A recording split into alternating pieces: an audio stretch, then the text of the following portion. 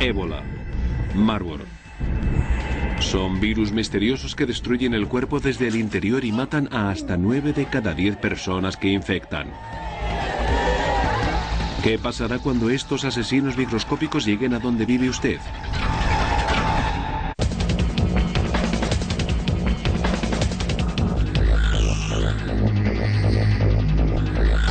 Asesinos microscópicos, el ébola.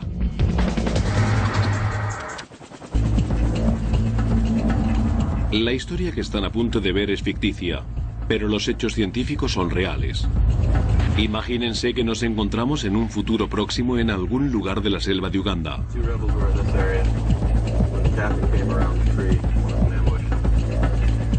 El gobierno de Estados Unidos ha enviado aquí a un médico para resolver un misterioso crimen relacionado con la medicina. Si tiene éxito, podrá detener al asesino antes de que más víctimas sufran y mueran. Como todos los detectives, sigue un rastro y busca pistas en el pasado reciente.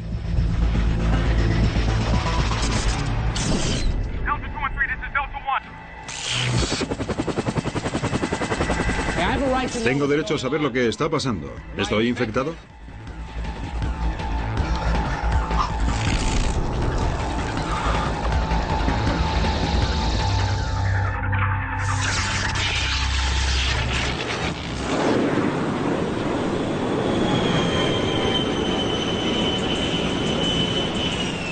...48 horas antes, en una base militar de las afueras de Washington, D.C., un oficial de las Fuerzas Especiales estadounidenses regresa de una misión en Uganda.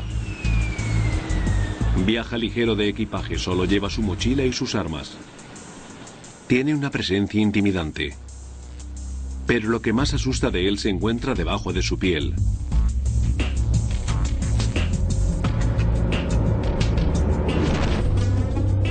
Un virus ha penetrado en su cuerpo. Ahora mismo lo tiene alojado en las finas paredes capilares, casi perdido entre los discos de hemoglobina. Es un brote de ébola. Con solo 80 nanómetros de ancho, el virus de ébola es increíblemente pequeño, pero causa un daño enorme. Su forma de gusano contiene un código genético que obliga al cuerpo humano a autodestruirse.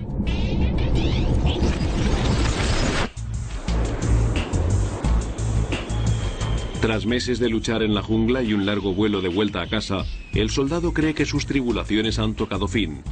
Sin embargo, durante las próximas 48 horas su situación se volverá peor, mucho peor. Bienvenido a casa, señor. Hola.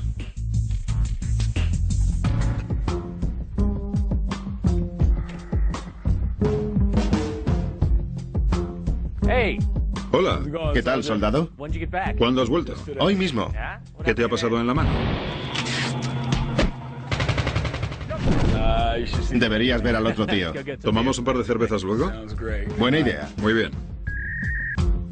El agotado soldado achaca su cansancio al desfase horario y el largo vuelo de vuelta a Estados Unidos. Pero se encuentra en la primera fase de un desmoronamiento biológico.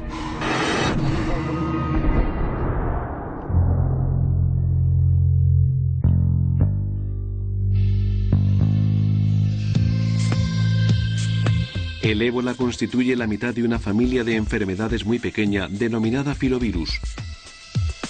Y el virus de Marburg es la otra mitad del clan. Ambos causan fiebres hemorrágicas virales. Se tratan probablemente de las enfermedades más espantosas de todas.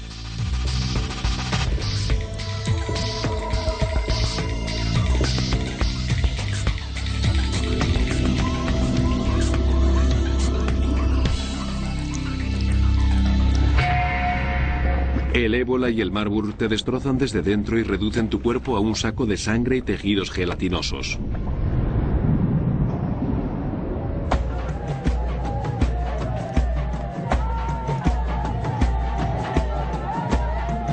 También son desacostumbradamente letales. Plagas como la peste y la fiebre amarilla se cobran las vidas de aproximadamente el 20% de las personas a las que infectan. El temido virus de la viruela tiene una tasa de mortalidad del 30%. Los filovirus matan a entre el 50 y el 90% de los afectados.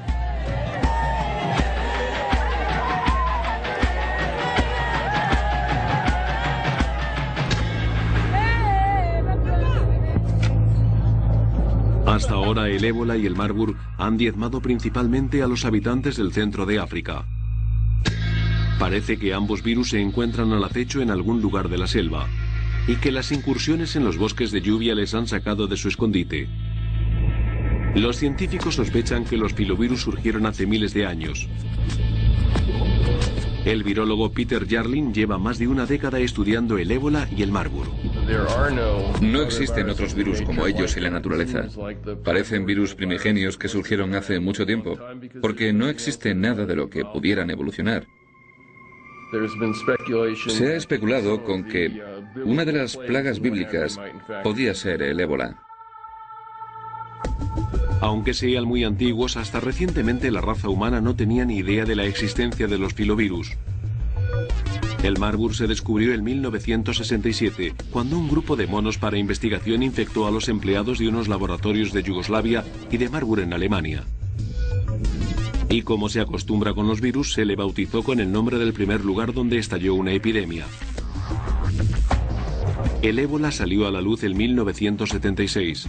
Mató a 278 personas de las 318 a las que infectó. Fue junto al ébola en Zaire, un río situado en el país que hoy se conoce como República Democrática del Congo. Sigue siendo el brote más letal que se conoce del virus. Tras desaparecer durante 20 años, volvió a salir a la superficie a mediados de los años 90 y continúa diezmando las poblaciones africanas cada pocos años. Se han identificado también otros 3 tipos de ébola: el ébola Sudán, el ébola Costa de Marfil y el ébola Reston. En su día, al Marburg se le consideró una amenaza menor dentro de los filovirus, pero hace poco se ha demostrado que es tan letal como su primo.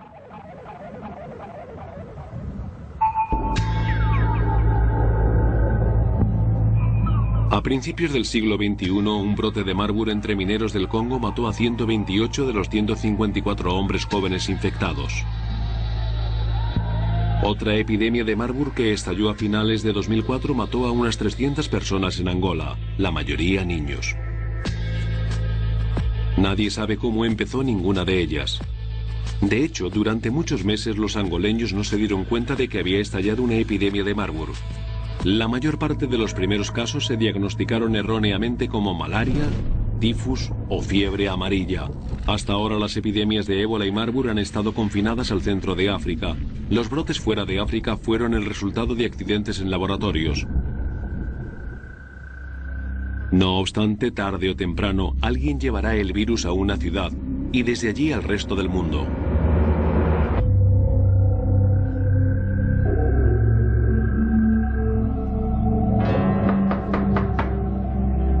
...19 horas.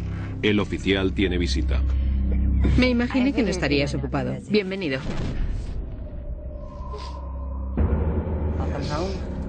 Bienvenido, sí.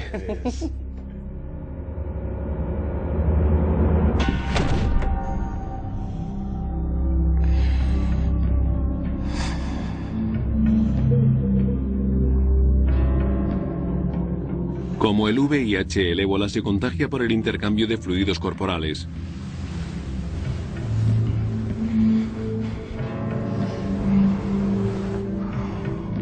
Incluso un estornudo puede resultar fatal para quien le alcancen unas pocas gotas de mucosa. Así que el contacto íntimo con una víctima del ébola sobrepasa de lejos las barreras del sexo seguro. Mientras el soldado duerme, el virus se atrinchera por todo su cuerpo. El periodo de incubación de una semana del ébola Zaire ha terminado.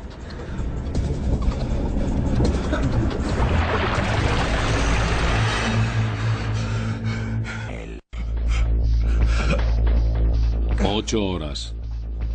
El soldado lleva de vuelta en Estados Unidos menos de un día.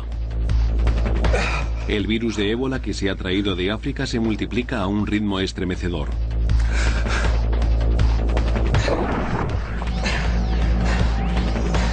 Los primeros síntomas del ébola son un fuerte dolor de cabeza, náuseas y dolores en todo el cuerpo.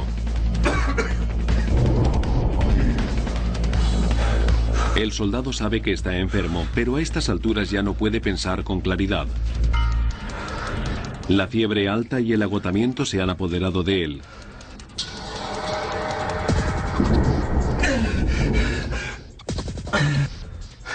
Puede que crea que tiene malaria o tifus, o la peor resaca de su vida.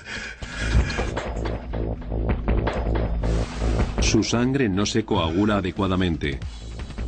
Sangra por la nariz, la boca y los ojos. Al final acabará sangrando por todos los orificios de su cuerpo.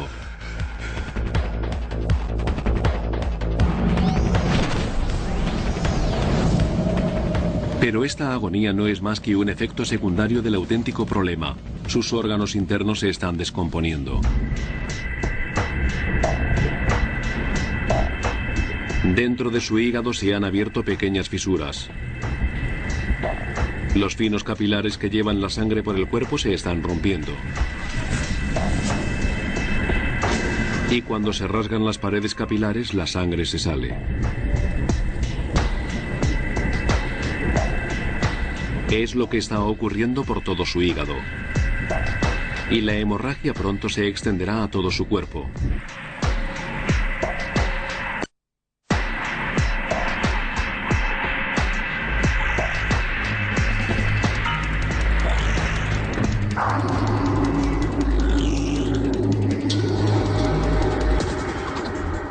Cuando la infección comience a devorarle el cerebro, su letargia y su desorientación empeorarán todavía más. Cuando una enfermedad misteriosa ataca a los soldados, el Instituto Médico de Enfermedades Infecciosas del Ejército de Estados Unidos, o USAMRIID, se encarga de encontrar la causa y a veces la cura. Este instituto está situado a 80 kilómetros de Washington, D.C. Hasta 1969 era el cerebro del programa de armas biológicas de Estados Unidos. Ahora estas instalaciones bien vigiladas llevan a cabo una misión opuesta. Es aquí donde los médicos luchan contra los agentes patógenos más peligrosos de la Tierra. Los soldados estadounidenses están desplegados por todo el mundo y la misión del instituto es protegerlos de ellos y a todos los demás de las enfermedades que se encuentran por el camino. Los peligros de estudiar microasesinos como el ébola no pueden minusvalorarse nunca. Si las enfermedades que se estudian aquí se escapan, su potencia destructora combinada podría resultar imposible de detener. Los laboratorios del instituto están diseñados para asegurar que esa pesadilla nunca se produzca. Los laboratorios están divididos en 4 zonas de seguridad biológica. Los niveles más bajos de bioseguridad, BSL 1 y 2, manejan los agentes tratables o no letales como el sarampión, la varicela o los rinovirus que causan el resfriado común.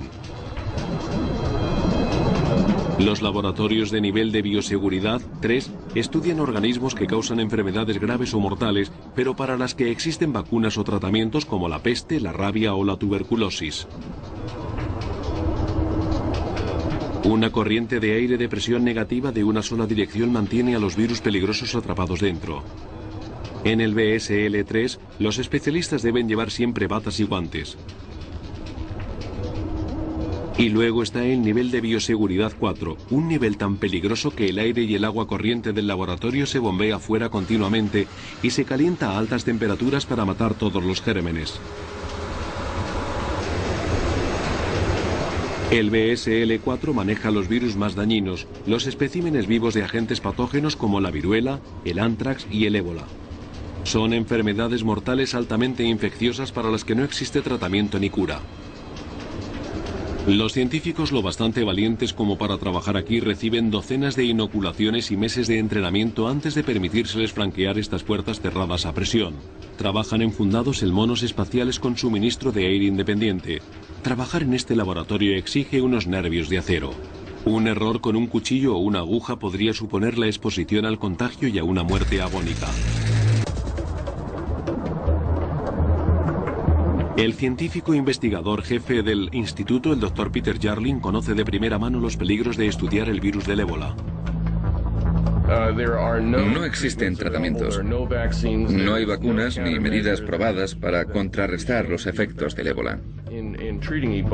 Y has de saber que si llevas a cabo experimentos y te contagias, tienes muchas posibilidades de morir. Para impedir que eso ocurra, los empleados del BSL-4 siguen un estricto procedimiento de descontaminación y protección. Primero se desnudan y recorren una serie de compartimentos estancos. Y se duchan antes de ponerse las batas y los trajes de astronautas. Al entrar llevan unas botas moradas que se destruyen a la salida. Los trajes espaciales a presión están hechos de un grueso plástico de polietileno. Una vez que el técnico se ha puesto el traje, se le bombea mediante un tubo aire purificado en su interior para que pueda respirar. Si el científico se desconecta, tiene un máximo de 4 minutos para volverse a conectar al tubo. Si sobrepasa este intervalo, puede elegir entre asfixiarse o bajarse la cremallera del traje y respirar lo que quiera que flote en el aire. A continuación viene otra ducha, esta vez con amoníaco caliente.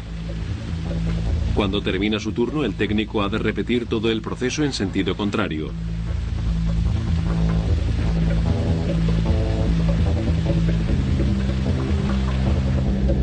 Peter Jarlin ha pasado la mayor parte de su carrera trabajando en el nivel 4. Trabajar metido en un traje de astronauta es una forma muy dura de ganarse la vida. Lo más incómodo es la continua corriente de aire, que resulta muy ruidosa. Dificulta la comunicación e imposibilita el hablar por teléfono. Además, es un aire muy seco que tiende a deshidratarte. Pero no puedes beber muchos líquidos por motivos obvios. Hay que estar siempre atento a los tubos de respiración de tus compañeros para no enredarte con ellos o con el material del laboratorio. Resulta muy incómodo y bastante agotador. La investigación médica implica trabajar con agujas y cuchillos que ya son peligrosos de por sí, pero mucho más en un laboratorio plagado de microasesinos de nivel 4.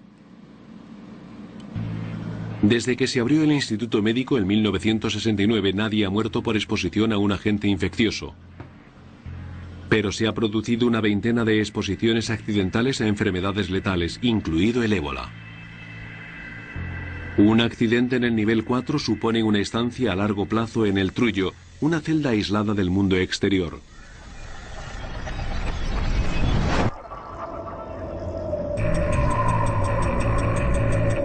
Durante décadas muy poca gente fuera del ejército conocía la existencia de la misión médica del instituto. Pero entonces el ébola llegó a Estados Unidos. Nunca había trabajado con el virus del ébola hasta que cayó en mis manos durante el brote de ébola a Reston. De hecho, el ébola era el único virus con el que no quería trabajar porque me daba mucho más miedo que todos los demás juntos. En 1989, una granja de cría de Filipinas envió 100 monos a Estados Unidos. Acabaron en un laboratorio de investigación médica de Reston, en Virginia, a las afueras de Washington, D.C. Los monos empezaron a morir enseguida sin razón aparente. El desconcertado laboratorio envió muestras de sangre y tejido de los monos al instituto.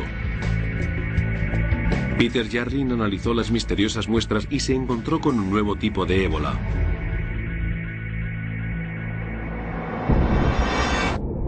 Jarlin enseñó su descubrimiento a C.J. Peters, que entonces era el jefe de análisis de enfermedades del instituto.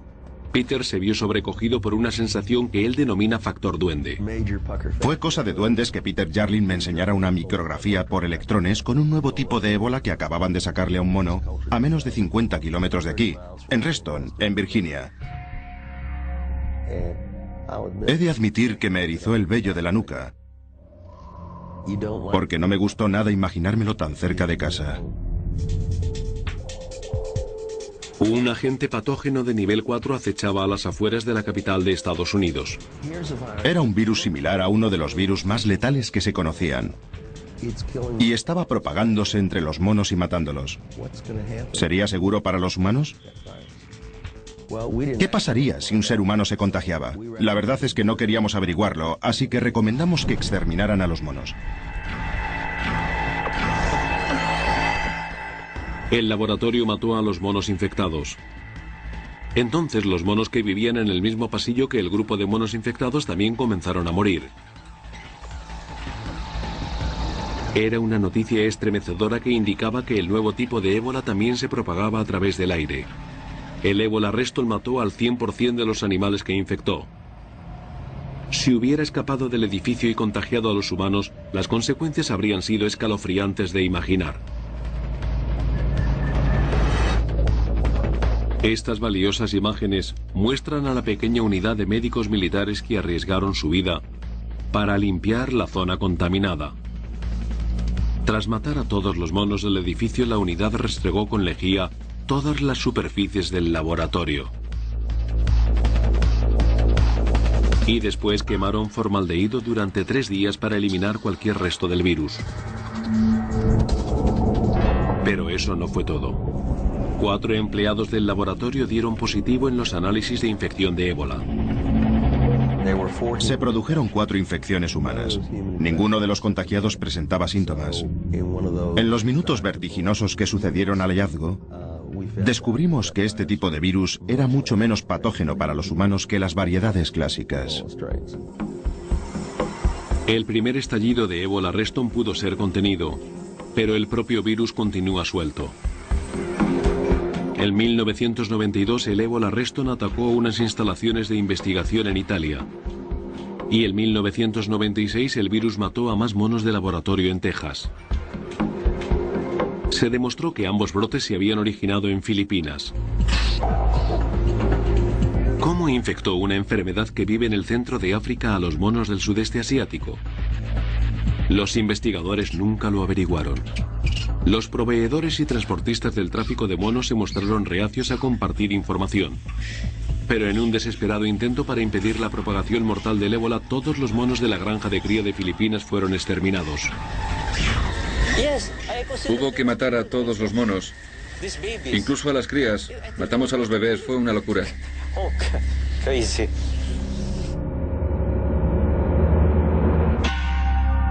Eliminar a los infectados o a las poblaciones de riesgo detiene los brotes. ¿Pero qué ocurre cuando la enfermedad afecta a los humanos?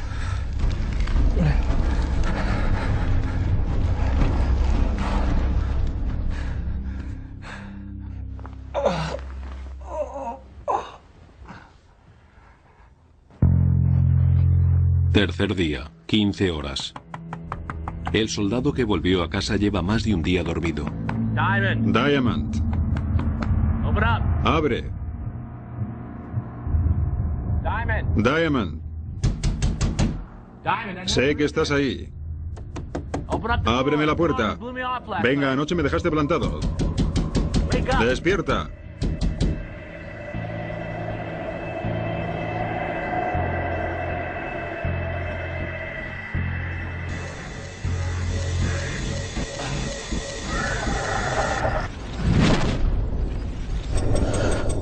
Diamond, mírame. Mírame. ¿Sabes dónde estás? ¿Qué te ha pasado? No tiene ni idea de lo que le pasa y aunque la lógica pura y dura le exige guardar las distancias, su respuesta más visceral es ayudar a su compañero de armas enfermo. Pero la buena obra recibe su castigo.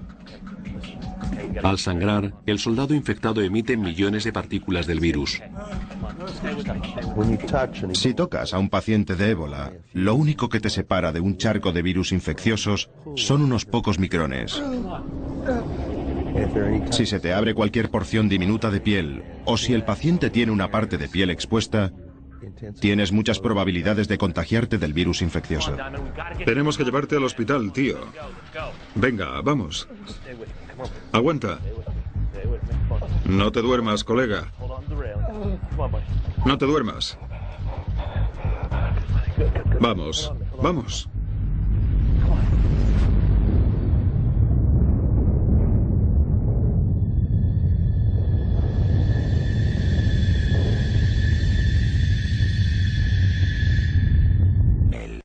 Yeah, 15 horas. El tiempo se ha acabado. Enfermera, necesito una enfermera. ¿Puede registrarse, por favor? No, no voy a registrarme, tienen que ayudarme. Está sangrando. Sí, está sangrando, avise a alguien. Avisen a descontaminación. Acordonen la zona. El virus de ébola ha abrasado las entrañas del soldado en cuestión de días. Enfermera, haga algo, avise a alguien, no le deje aquí tirado.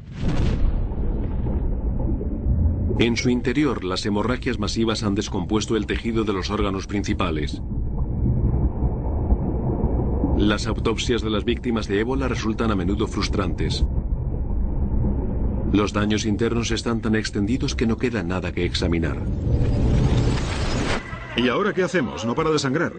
Que esté lo más cómodo posible. Que la cabeza no toque el suelo. Vale, eso intento. Hay muchas formas de introducirse en el riego sanguíneo. Por ejemplo, a través de los finos capilares de los ojos.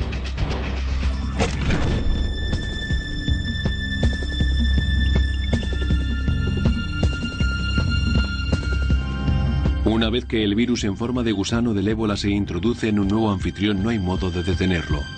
La infección y la muerte son rápidas y probables.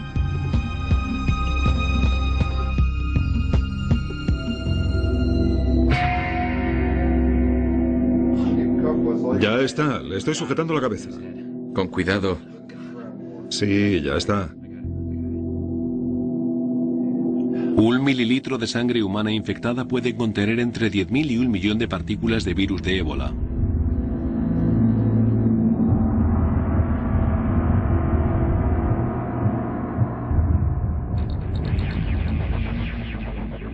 Los médicos, especialmente al pertenecer a una base militar, enseguida sospechan que se trata de un virus hemorrágico.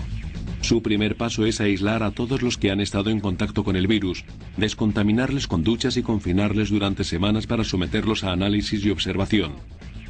Todos se resisten ante esa perspectiva. No. Pero la descontaminación y el aislamiento son partes esenciales de la estrategia para contener un brote de ébola. Los hospitales de los países desarrollados disponen del equipo y la formación para enfrentarse a este tipo de desastres médicos. Pero la situación en los hospitales rurales africanos es muy distinta. Aquí mantener las condiciones de asepsia es extremadamente difícil. El dinero escasea y a veces las clínicas recortan los costes reutilizando jeringuillas, una forma segura de transmitir infecciones de un paciente a otro.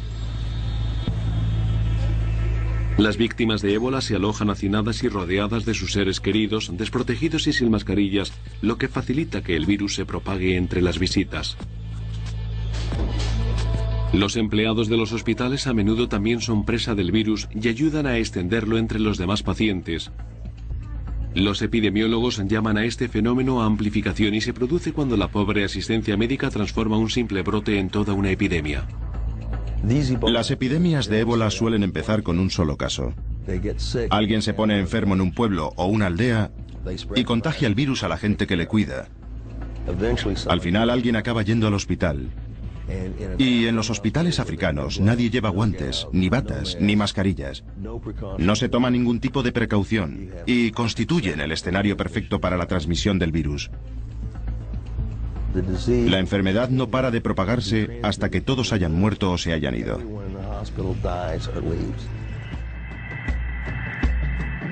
Por lo tanto, no resulta sorprendente que los empleados sanitarios sean a menudo los primeros afectados durante una epidemia.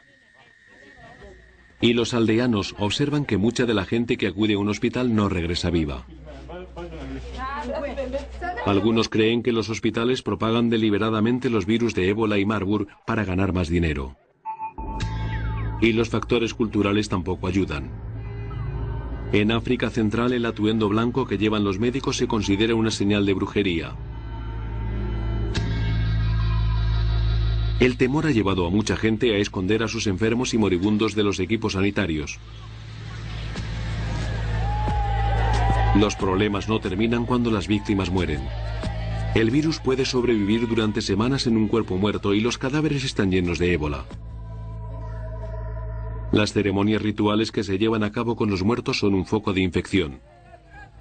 El ébola es una enfermedad cruel que puede atacar en cualquier momento y en cualquier parte.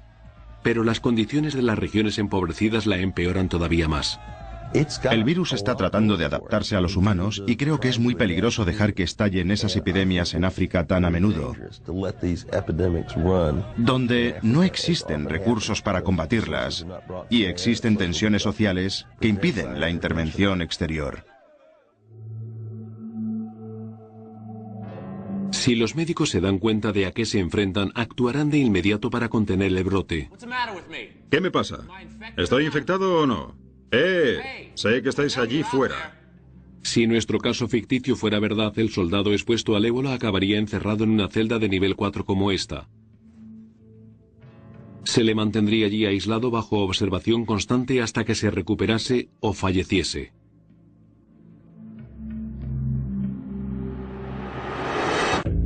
Mientras tanto, los médicos del nivel 4 analizarían su sangre.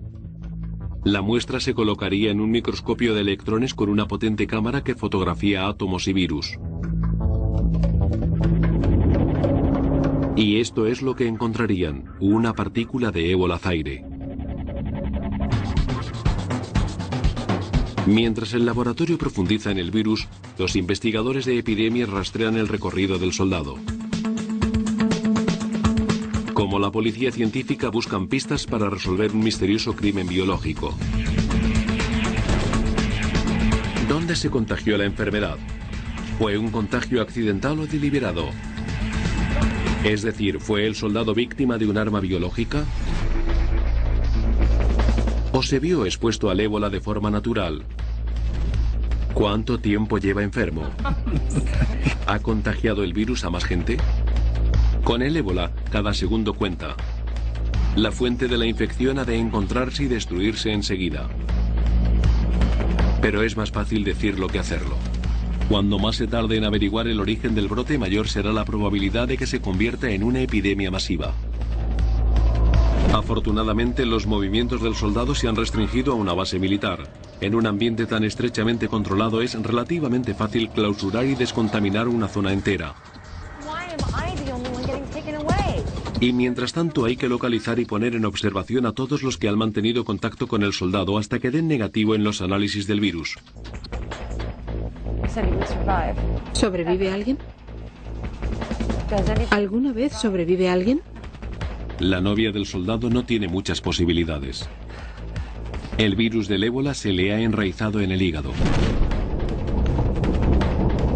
A pesar de las décadas de investigación, hay muchas cosas del ébola que continúan siendo un misterio.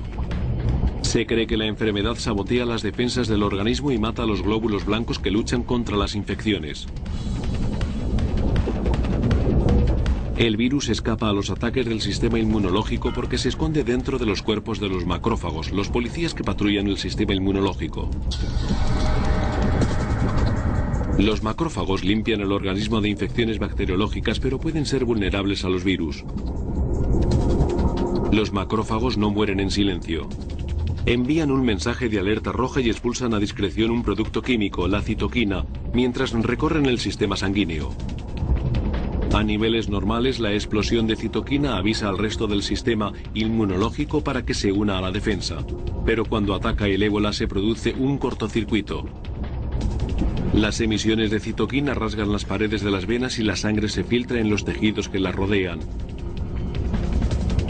Este ciclo se repite hasta que la víctima se desangra.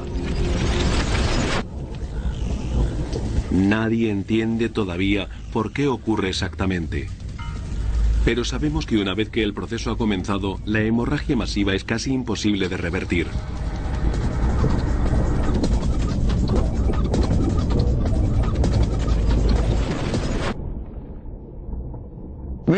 Se producen daños en todos los órganos.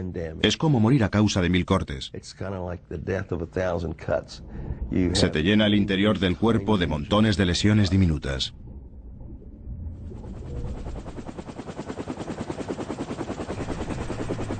En Estados Unidos el objetivo es detener el virus antes de que se cobre más víctimas. Mientras tanto, un investigador médico viaja a Uganda en busca de la fuente del brote. El cazador de virus llega armado con un conocimiento detallado de cómo se propagan las enfermedades y con un puñado de datos sobre el caso. Sabe que el capitán salió de patrulla una última vez antes de regresar a Estados Unidos. El capitán se contagió, pero los 2 sargentos que le acompañaron no. ¿Por qué? También tiene que determinar si se trata de un incidente aislado o de parte de una epidemia más grande que aún no se ha detectado. Esta es la primera aldea en la que encontramos... Las pistas ya tienen una semana de antigüedad y el médico ha de actuar antes de que se borren. Esta es la principal zona problemática.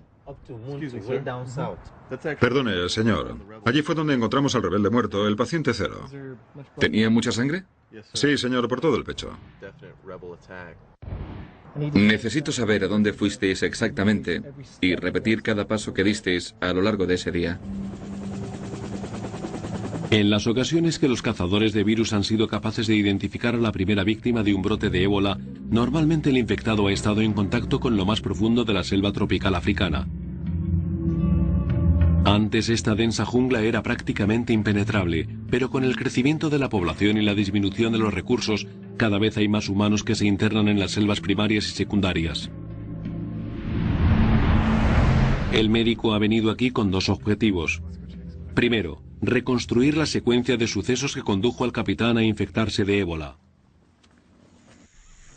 Segundo, perseguir el sueño de todo cazador de virus, encontrar el escondite del huidizo ébola en la naturaleza, lo que los epidemiólogos denominan su reservorio. Un reservorio es un animal, insecto o planta que porta un virus pero no enferma. Los problemas comienzan cuando seres vivos sin inmunidad se infectan. En el caso del ébola, el reservorio natural, que seguramente es un animal, transmite el virus a los primates. Los monos en particular son los que más rápido sucumben a la enfermedad y pueden transmitir el virus a los humanos que tienen una bioquímica similar. Localizar el reservorio del ébola ayudaría a los médicos a estudiar el ciclo vital de la enfermedad y tal vez a encontrar el medio de detenerla. Pero hasta ahora sus esfuerzos se han visto superados por el inmenso tamaño y la gran biodiversidad de la selva.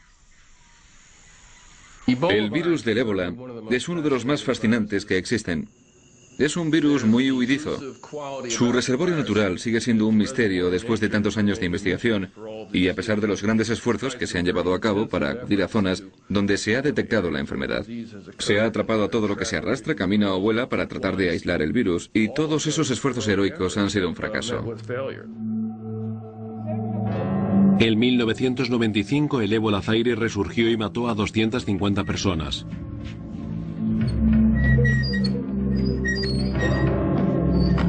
Como jefe de la unidad de patógenos especiales del Centro de Control de Enfermedades, C.J. Peters llevó a cabo una intensa búsqueda del escondite del ébola. Fuimos capaces de rastrear lo que creíamos que era la infección original, el hombre que la había iniciado, el famoso paciente 0. Pensamos que si ya sabíamos quién era, sería todo más fácil, porque sabíamos a qué se dedicaba y solo tendríamos que estudiar su historial. Resulta que ese individuo vivía en un centro urbano, pero todos los días atravesaba en bicicleta una pradera hasta una zona de selva de crecimiento secundario.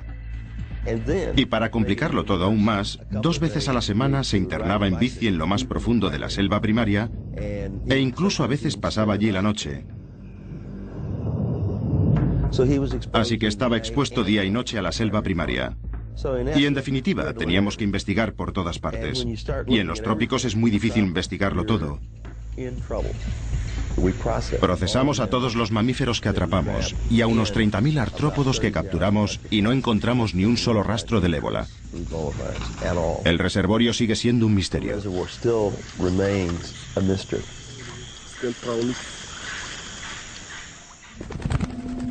Nadie lo sabe con seguridad, pero hay un animal que encaja con el perfil de reservorio del ébola. Los murciélagos son una especie migratoria, lo bastante común como para interactuar con humanos, pero no tanto como para provocar brotes constantes del virus, y podrían ser sus transmisores. Los murciélagos también despertaron sospechas porque varios estallidos del ébola han estado ligados a cuevas.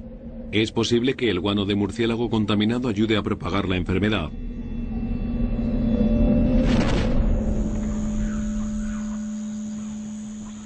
Como todos los detectives, los cazadores de virus siguen pistas y resuelven rompecabezas. Este investigador sabe que el soldado infectado nunca se acercó a una cueva, pero llegó a casa con un corte en la mano. ¿Cómo se lo hizo? Aquí fue donde acamparon los rebeldes y donde el capitán se cortó.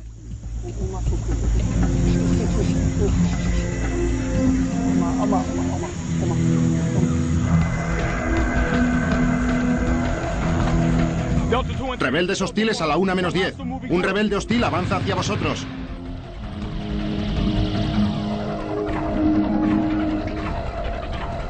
Una pequeña herida. Una simple nimiedad para un veterano de guerra. Pero se trata de un corte lo bastante grande como para que una partícula de sangre se le cuele en el sistema circulatorio. Ahora el cazador de virus tiene que descubrir cómo y por qué pasó y si alguien más resultó expuesto.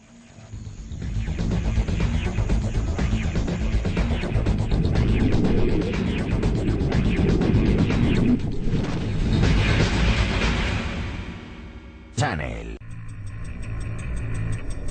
3 soldados estadounidenses en la selva ugandesa, preparados para cualquier cosa que se interponga en su camino. O eso creen. Aquí el enemigo más peligroso es algo que no pueden ver.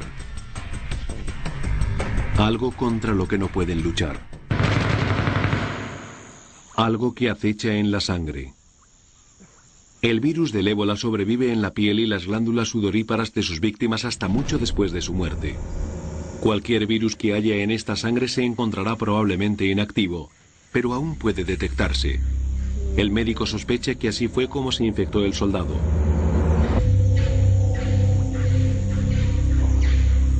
Cuando analice la muestra tendremos la prueba. El soldado contrajo el ébola a través del contacto de una herida abierta con la sangre de un cadáver infectado. Mala idea. Eso significa que el virus ébola zaire anda suelto y muchas defunciones locales diagnosticadas erróneamente como tifus o malaria pueden ser en realidad los primeros casos de una epidemia de ébola. Los aldeanos no entienden lo que pasa. Se creen que es la malaria y eso ayuda a propagar la enfermedad. La primera preocupación es controlar el brote. Pero a menudo no puede hacerse porque se sabe muy poco de muchos de esos virus. Hay que averiguar más sobre ellos para potenciar nuestra capacidad de control de la enfermedad e impedir que vuelva a producirse en el futuro.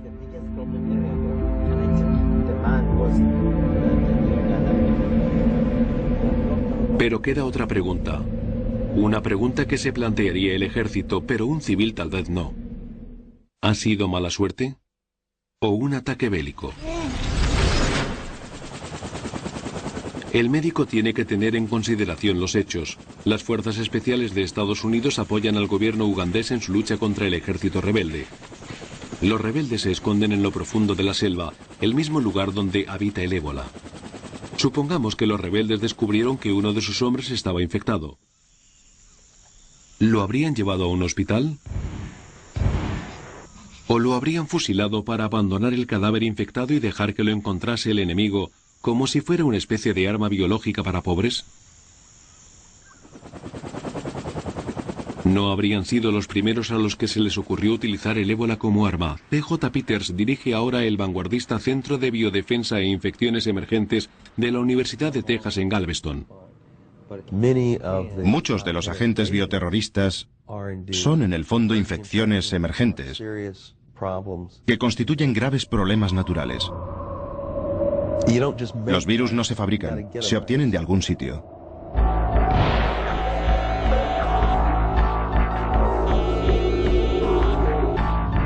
Las armas biológicas apoyadas por el Estado se prohibieron en un tratado de 1972. Pero la Unión Soviética no lo respetó. En 1991 creó un virus de Marburg que se propagaba a través del aire. Lo fabricó con la intención de cargar el virus en las cabezas de misil que apuntaban a las principales ciudades de Estados Unidos. ¿Y qué pasó con esa remesa? Supuestamente se destruyó. Pero en el caos que sucedió al colapso de la Unión Soviética es imposible saberlo. Afortunadamente tenemos buenas noticias. Desde el brote de Reston en 1989, Peter Jardine y sus colegas han estado trabajando ininterrumpidamente en una vacuna contra el ébola. Hay varias estrategias para producir vacunas víricas. La más sencilla es cultivar el virus en grandes cantidades, inactivarlo de alguna forma y emplear ese virus inactivo como vacuna. Intentamos ese enfoque con el virus del ébola y aunque protegía a los pequeños roedores, ratones y conejillos de indias, fracasó cuando lo probamos con monos. Diría que nos enfrentamos a demasiados callejones sin salida. Hemos empleado una decena de estrategias distintas que deberían haber funcionado y no lo han hecho. Pero tras años de fracasos, los investigadores han creado una vacuna que inmuniza a los monos y puede proteger a los humanos. La vacuna inocula el ébola inactivo en el virus que causa el resfriado común. La ciencia es muy compleja, pero esta técnica podría allanar el camino a las vacunas para otros patógenos aparentemente incontenibles como el VIH. Si todo sale bien, puede que al final los soldados y los ciudadanos dispongan de algún tipo de protección contra el ébola. Pero hasta entonces... Necesito que alguien me ayude.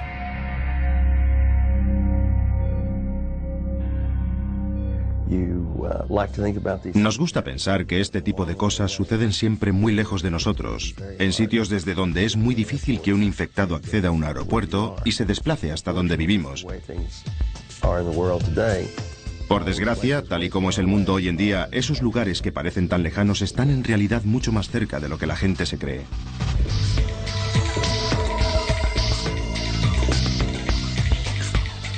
Solo podemos confiar en que si resultamos infectados, seamos uno de los pocos afortunados cuyo sistema inmunológico puede combatir a este terrible asesino.